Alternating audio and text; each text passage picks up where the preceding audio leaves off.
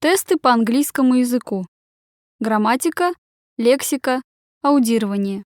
Авторы: Александр Владимирович Кузьмин, Сергей Валерьевич Агеев. Appendix 3. Tape scripts. Elementary. Test 1. Making a shopping list. Let's have a party. It's a great idea. What food do we need for it? Can you go shopping and buy some ham and bread? How much shall I buy? I think half a kilo of ham is enough, and a loaf of bread. Do we need anything else? Yes, we have nothing for tea. Buy some biscuits. OK. What about drinks?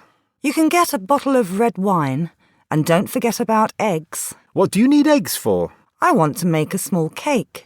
How many shall I buy? A dozen. So, let's check what we have on our list. Ham, bread, wine, biscuits and eggs. Test 2. Martin Brown's family.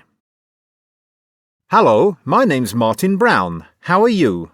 Fine, nice to meet you. What do you do? I'm a teacher. Great. You love children. Yes, I do. Have you got your own children? Yes, I've got a son. His name is Steve. What's he like? He's of medium height, with short dark wavy hair and grey eyes. He is rather outgoing and he is good at computers. Where do you live? We live at 25 Summer Street. We have our own cottage. There are 2 floors in it. Is there a garage? Sure, the garage is in front of the house. What people live next door? Our neighbours are kind and friendly. Test 3. Buying fruit. Can I have 1.5 kilos of tangerines and half a kilo of nuts? Here you are. Look at these grapes. They're very sweet. Would you like to try some? How much does a kilo cost? They're $3 per kilo. OK, I'll take half a kilo, please. Do you need anything else? I think that's all. How much is everything? Let me add this up. $9.25. I can also give you the 25 cents. OK, your change is $11. Thanks for your purchase. Test 4. Buying an outfit for a party. Can I help you find anything? Yes, I'm looking for an outfit for a Christmas party. Is it formal or informal? It's pretty informal, I think. What size are you looking for? I think about a size 10. OK. Here's a couple. Would you like to try them on? Yes, please. Our fitting rooms are back there. How do they fit? The first one doesn't fit right, but I really like the second one. Great. Just to let you know, it's in the sale, so there are no refunds or exchanges. That's fine. I know it will look great at the party. Thank you, and come again. Test 5. Renting accommodation. Ooh, Tom, look at this house. Isn't it lovely? Yes, it is. But look at the cost. It's $800 a month. That's far too expensive for us. But Tom, look. It says here it's only 5 miles from the city centre. 4 bedrooms, 2 bathrooms, and look, downstairs it's got a spacious living room, a kitchen, a dining room, a study, and a small bathroom. And that's not all. It's also got a large garden and a double garage. Hang on, what's this? Now this sounds perfect for us. It's only $300 a month. Let me see. An attractive flat near the city centre. 2 bedrooms, a large bathroom. What else? A modern kitchen, a comfortable living room, and look, a study. Yes, this sounds nice. Yes, and it's got a garden and a garage. Let's go and see the flat then, huh? Sounds good to me. Pre-intermediate. Test 1. Staying at the hotel. 1.1. Alton Towers, where the magic never ends. The Alton Towers Hotel is set in the heart of Staffordshire's scenic countryside in the northwest of England. It is only minutes away from Britain's most magical theme park, Alton Towers. Like the park, the hotel offers guests the chance to experience a delightful holiday full of fun and surprises. The first thing you'll notice when you enter the hotel is the extraordinary reception desk, which is made of piles of antique luggage and a flying machine which stretches up to the ceiling. The hotel also offers an amazing range of themed rooms and suites. These include the Peter Rabbit bedrooms, the garden rooms, the Explorer room, the Cadbury's chocolate bedroom, the Coca-Cola Fizzy factory room, and the Arabian Night suite, which is possibly the most romantic hotel suite in the world. All the bedrooms and suites have a bathroom, tea and coffee-making facilities, satellite TV, and a baby listening facility. You'll never get bored at the Alton Towers Hotel, even during rainy or cold weather. After a thrilling day at the park, you can relax in the pool at the Pirates Lagoon. Kids can join Pirate Bill's Club, which is a great opportunity to make new friends while taking part in games, drawing, face painting, and lots more with Pirate Bill himself. The Secret Garden restaurant offers delicious dishes from around the world, while the hotel's two bars, the Dragon Bar and the Captain's Bar, are both ideal places to relax with a coffee or a cocktail in the evening. The Alton Towers Hotel is the ideal place for a fun family holiday at any time of the year, but don't forget that the theme park is only open from mid-March till the end of October. Remember, Alton Tower is the land where the magic never ends. So book early. Please check our price guide for current prices. 1.2. The Ice Hotel. Looking for an exciting winter getaway? Then try the Ice Hotel in northern Sweden and spend a few days in a giant igloo. 2,000 tons of ice and 30,000 tons of snow are needed to build the Ice Hotel every year. When the thermometer hits 3 degrees below freezing, the building of the hotel starts. The hotel has rooms for over 100 guests, as well as an ice sauna, a cinema, the ice chapel, and the world-famous Absolute Ice Bar. The temperature inside the hotel is -3 degrees Celsius, but that seems warm when you compare it to the temperature outside, which can fall below -30 degrees Celsius. Before bedtime, have a meal prepared by master chefs. Then visit the Absolute Ice Bar, where you might just meet your favourite model or actor, or enjoy a crystal-clear view of the starry Arctic sky. When it's time for bed, don't worry about keeping warm. The Ice Hotel provides guests with warm sleeping bags to sleep in. Guests wake up to a hot drink, after which they can enjoy an early morning sauna and a tasty breakfast.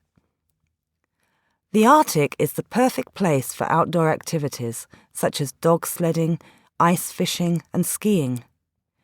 If you haven't got skis, the staff at the reception will provide you with everything you need. A visit to the Ice Hotel is an unforgettable experience and the perfect way to liven up your winter. Don't miss the chance of a lifetime. Test 2. Famous people. Bill Gates. Everyone has heard of Bill Gates, one of the richest and most successful people in the world. Microsoft, the business he started with a friend in 1975, has become the world's largest computer software company, and Gates was the world's youngest billionaire at the age of 31. His full name is William Henry Gates III. He was born on the 28th of October 1955 in Seattle, the USA. At school, Bill soon showed that he was very intelligent, and especially good at maths and science.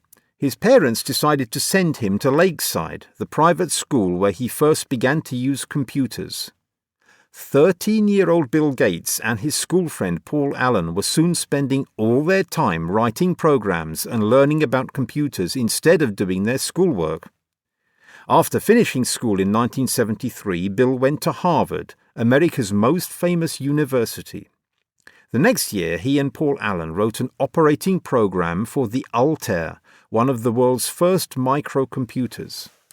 The two friends started Microsoft in 1975, and Gates left Harvard. Before long, Microsoft was a major business success. Since then, the company has continued to grow, producing most of the world's leading PC software.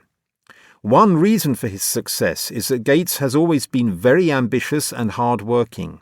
This has not left him much time for a normal personal life, but in 1994 he married Melinda French, a Microsoft employee, and in 1995 he wrote a best-selling book, The Road Ahead. Bill has mixed feelings about spending so much time running Microsoft.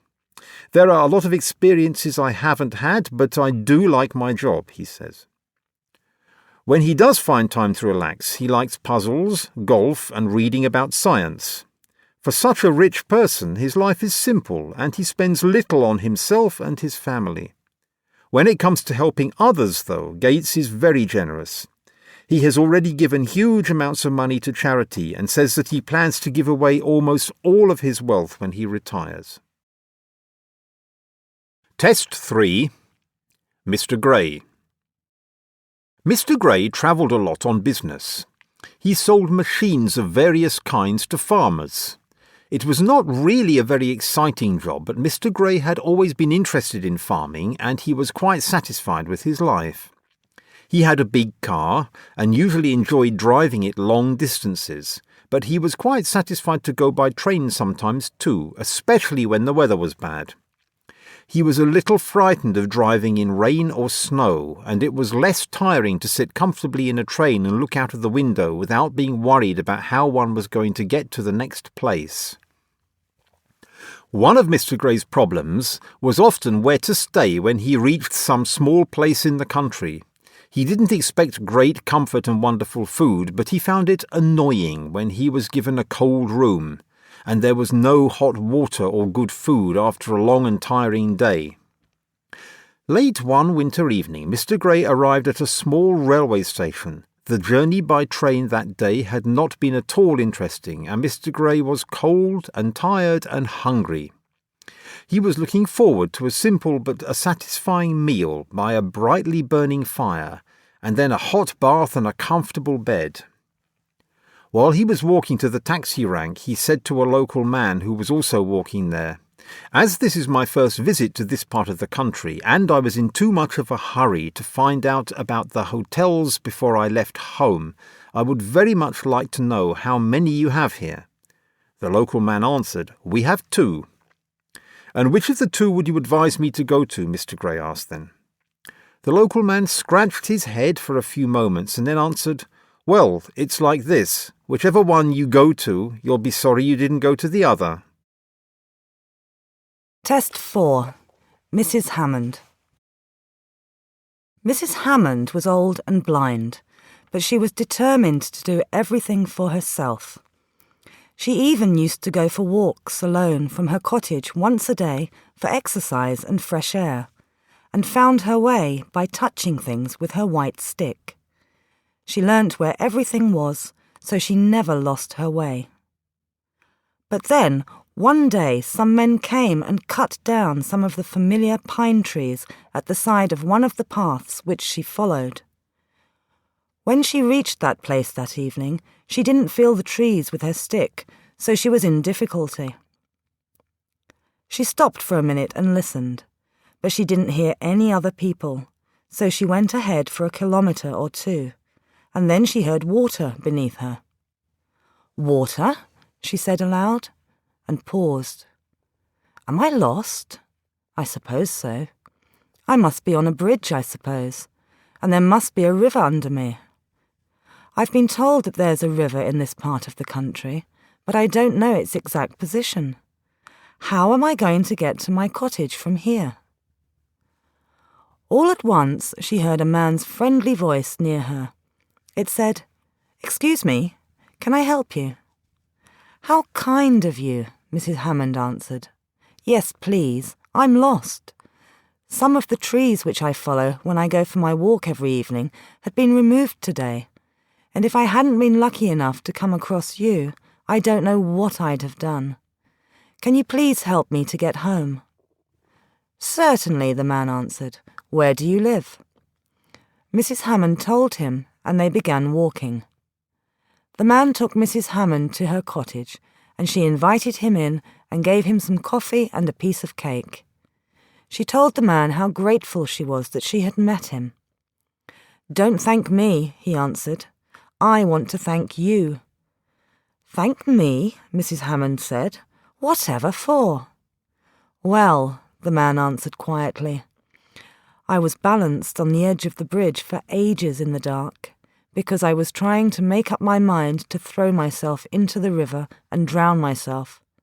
But I'm not going to do it now." Test 5. Jim and Mrs Roper. Jim lived with his parents until he was 21 years old, and then he got a job in the office of a big factory in another town, so he left home. He found a comfortable little flat which had 2 rooms, a small kitchen and a bathroom, and he lived there on his own.